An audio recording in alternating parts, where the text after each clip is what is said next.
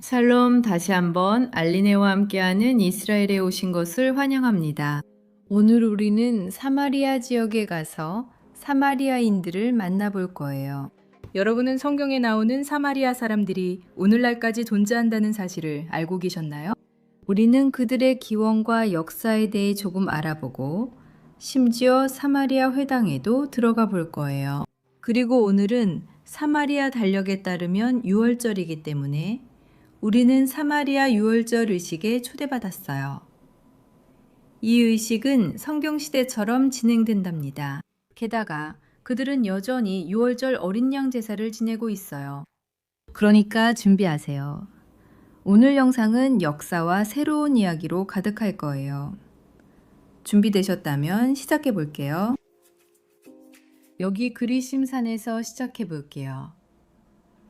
이곳은 성경에 따르면 축복의 산이고 사마리아인들에게는 세상에서 가장 신성하고 중요한 장소예요. 그런데 사마리아인들은 누구이고 어떻게 생겨난 걸까요? 이 역사의 부분을 이해하려면 우리는 3000년 전으로 돌아가야 해요.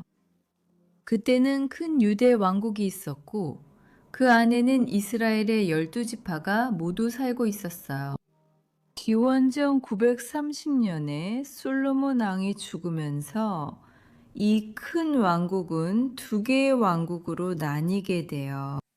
북쪽 왕국은 이스라엘 왕국이라고 불리게 되고 이스라엘의 12지파 중 10개의 지파가 이 왕국에 속하게 돼요. 그리고 남쪽 왕국은 유다 왕국이라고 불려요. 하지만 모든 것이 기원전 722년에 바뀌게 돼요. 아시리아의 침공으로요. 그들은 이스라엘 왕국을 파괴하고 그곳에 살던 이스라엘의 10지파를 잡아갈 거예요. 그리고 그들을 욥에 보내서 그래서 우리는 그들을 잃어버린 10지파라고 알고 있어요. 그리고 아시리아인들은 그 지역의 다른 민족들도 데려와요. 이스라엘 지파들이 살던 곳에 살게 하려고요. 사마리아 전통에 따르면 그들은 이스라엘 왕국의 남은 사람들이에요. 그러니까 아시리아 사람들이 10지파를 쫓아낼 때 모든 사람을 다 쫓아낸 건 아니라는 거죠. 그리고 므낫세, 에브라임, 레위 지파의 일부가 이 지역에 계속 살았다는 거예요. 그리고 그 사람들이 사마리아인들입니다. 성경 자체에서도 이스라엘의 10지파 중 남아있던 사람들이 있었고 그들은 결코 쫓겨나지 않았다고 전하고 있어요. 하지만 남왕국, 곧 유다 왕국의 일부도 특히 바벨론 포로 생활에서 돌아온 이후에 사마리아인들은 아시리아인들이 데려온 다른 민족들과 섞였다고 믿었고 그래서 그들은 이스라엘 백성과 지파에 온전히 속한 이들이 아니라고 생각했습니다. 이렇게 해서 사마리아인들과 유다 왕국에 살던 이스라엘 백성들 사이에 갈등이 시작되었습니다. 사마리아인들은 사마리아 토라를 신성한 경전으로 가지고 있습니다. 그것은 사마리아 오경으로 유대인 오경과 거의 동일합니다. 즉, 유대인 성경의 처음 5권을 말하는 거예요.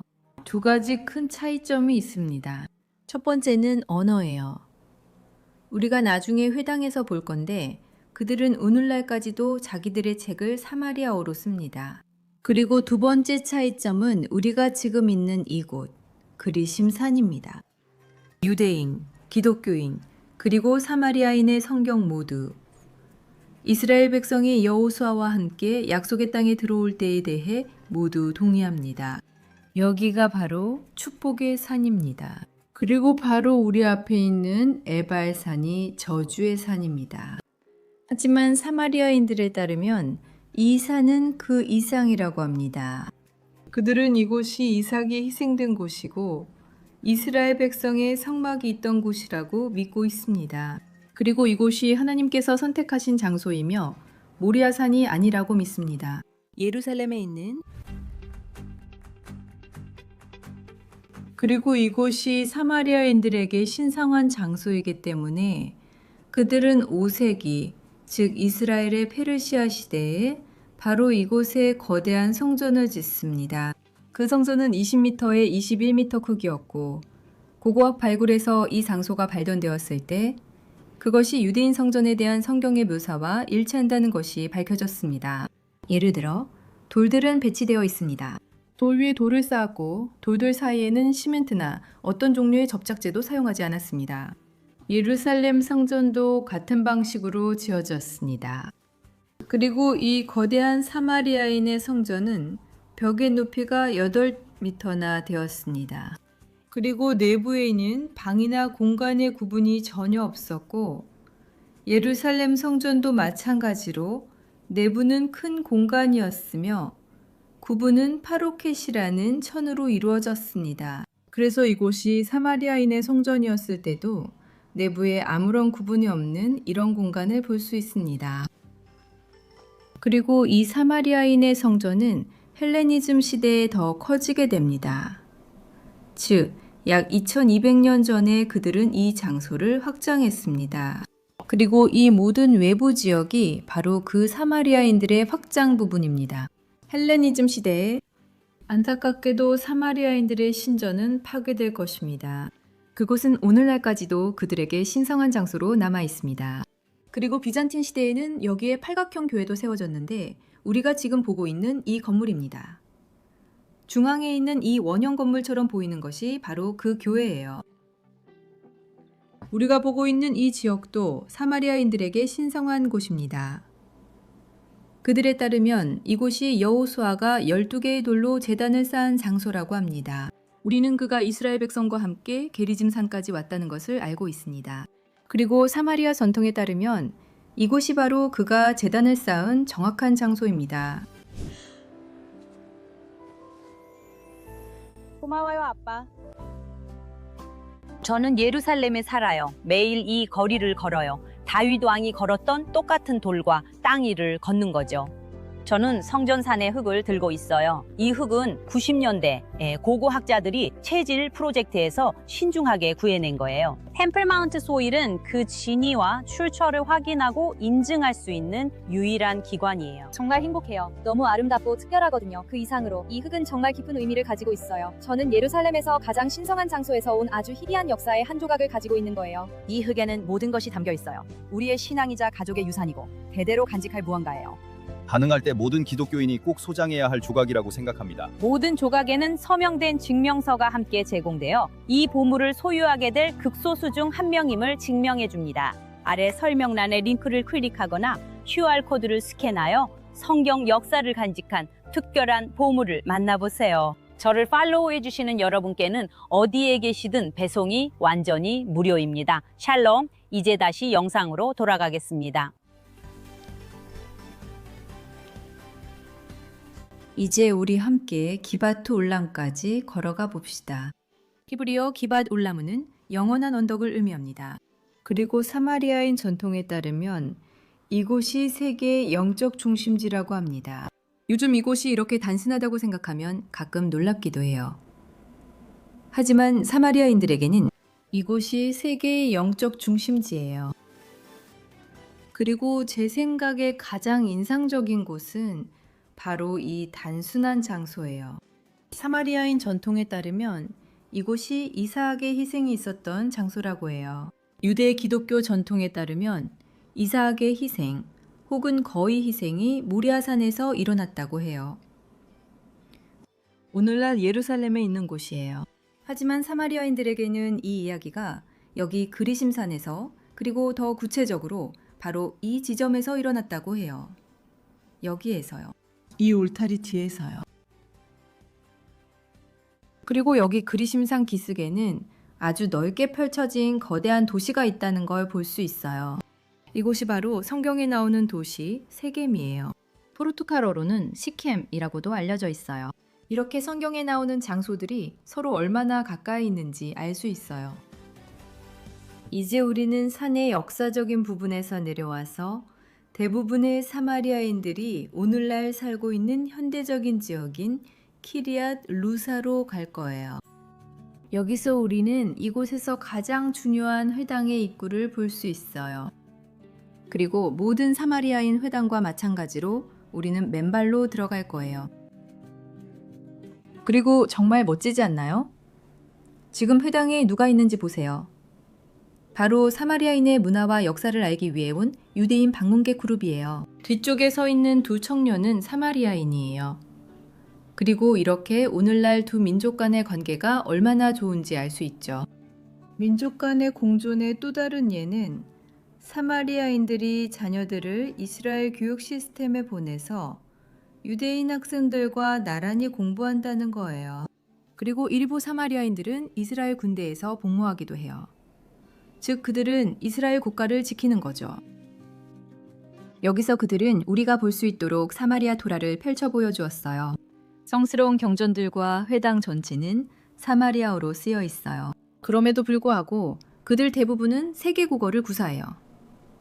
그들은 히브리어와 아랍어, 그리고 물론 그들만의 언어인 사마리아어도 말하죠. 사마리아어 역시 세머 계통의 언어예요. 저 초록색 천 뒤에는 아론 하코데시가 있어요. 그곳은 토라와 성스러운 책들이 일상적으로 보관되는 장소예요.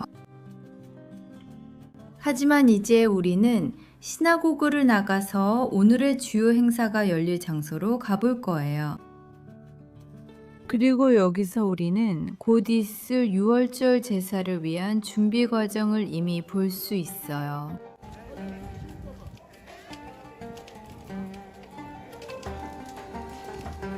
여러분이 제 뒤를 보면 이미 불이 붙여졌고 정말 많은 사람들이 오가며 준비하느라 여기저기 어수선해요. 왜냐하면 곧 제사가 본격적으로 시작될 거거든요. 그리고 반대편에 무엇이 있는지 보여드릴게요.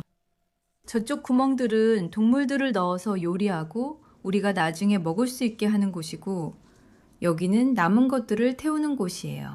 우리는 아무것도 하루에서 다음 날까지 보관할 수 없다는 걸 알고 있어요. 그래서 오늘 먹지 않는 모든 것들과 먹을 수 없는 부분들은 여기서 태워질 거예요. 그리고 가장 중요한 부분, 즉 희생제사가 실제로 이루어지는 곳은 바로 이 아래, 이 도랑들에서예요. 그리고 오늘은 총 60마리의 어린 양, 이 희생제물로 바쳐질 거예요.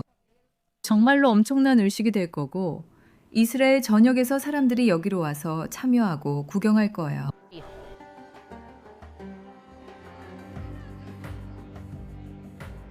그 순간이 다가오고 있어요, 여러분. 여기 도착하는 동물들도 이미 볼 수 있어요. 아까 말씀드린 것처럼 총 60마리의 어린 양, 이 희생제물로 바쳐질 거예요. 그리고 사마리아인 공동체도 볼 수 있는데 항공사진에서 보시다시피 모두 흰 옷을 입고 있어요. 몇몇 제사장들만 다른 색깔의 옷을 입고 있죠. 그리고 사마리아인 제사장들도 아론의 후손이에요. 아론은 모세의 형제로 3200년이 넘는 옛날에 살았던 인물이에요. 그리고 여기에는 약 850명 정도 되는 사마리아인 공동체 전체가 모여 있어요. 하지만 성경 시대에는 그들이 약 100만 명 정도였다고 추정되는데 어떻게 이렇게 될 수 있을까요? 언제는 불행하게도 이슬람 시대, 특히 오스만 제국 시절에 그들이 당시 정부에 의해 학살당했다는 거예요. 그리고 그들은 100명까지 줄어들게 돼요. 오스만 제국 시대가 끝날 무렵 사마리아인들은 총 100명밖에 남지 않았어요. 그리고 그 이후로 공동체는 다시 성장하기 시작했고 이스라엘 건국 이후에는 비교적 많이 성장했어요. 그래서 우리는 실제로 사마리아인 공동체의 부흥을 보고 있는 거예요. 그리고 현재 대부분의 사마리아인들은 두 도시에서 살고 있어요. 하나는 여기 그리심산에 있고 다른 하나는 텔아비브 근처에 있는 홀론이에요. 그리고 이제 정말로 유월절 의식이 시작되고 있어요.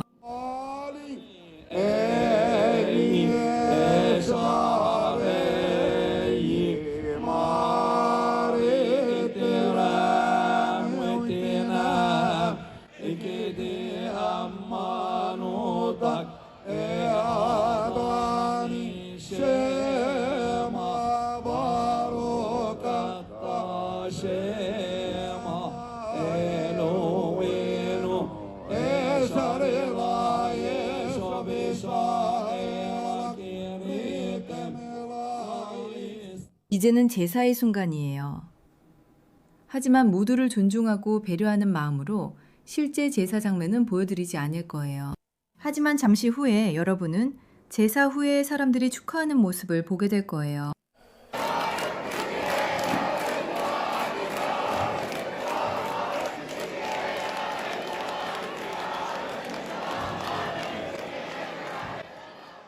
이제 그들은 이마에 표시를 하고 무교병이 가득 담긴 접시와 쓴 나물도 들고 지나갈 거예요. 민수기에 기록된 대로요. 거기에는 6월절 어린 양, 쓴 나물, 그리고 무교병이 있습니다.